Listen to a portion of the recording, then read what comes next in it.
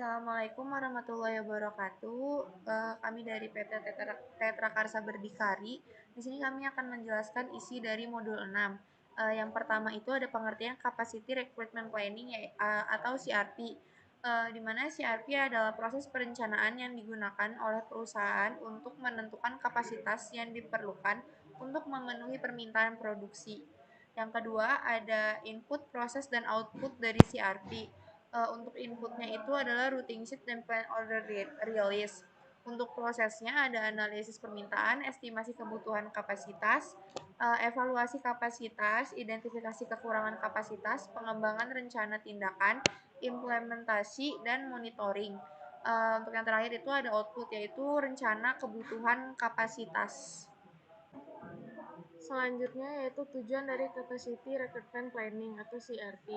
Tujuan utama dari Capacity Recruitment Planning ini adalah memastikan bahwa kapasitas yang tersedia sesuai dengan permintaan yang diharapkan. Dilanjutkan dengan hubungan dari kapasitas recruitment planning dengan material recruitment planning. Hubungan antara CRP dengan MRP ini yaitu CRP sendiri berguna untuk menghitung kapasitas yang diturunkan dari kebutuhan Planet Order Release yang ada di MRP. Selanjutnya ada tahapan dalam Capacity Requirement Planning atau CRP. Yang pertama ada menganalisis permintaan, yang kedua ada mengestimasi kebutuhan kapasitas, kemudian yang ketiga ada evaluasi kapasitas yang ada, keempat ada identifikasi kekurangan kapasitas, kemudian ada perkembangan rencana tindakan, dan yang terakhir ada implementasi dan monitoring. Selanjutnya apa yang terjadi ketika kapasitas produksi melebihi kapasitas perusahaan. Yang pertama, jika permintaan melebihi kapasitas, perusahaan dapat membatasi permintaan dengan menaikkan harga atau membuat penjadwalan dengan lead time yang panjang dan mengurangi bisnis dengan keuntungan yang marginal.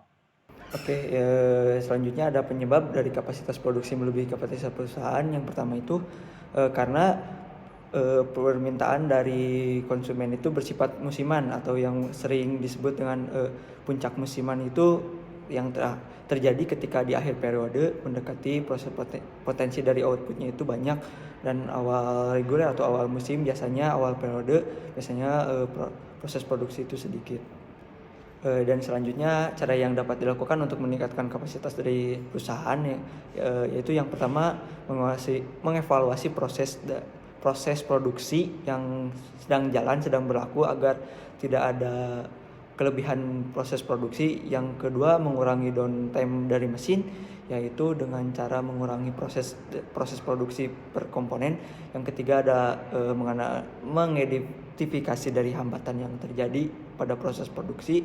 Yang keempat mengevaluasi dari aktivitas atau dari kegiatan untuk meningkatkan kapasitas perusahaan. Sekian dari kelompok 13.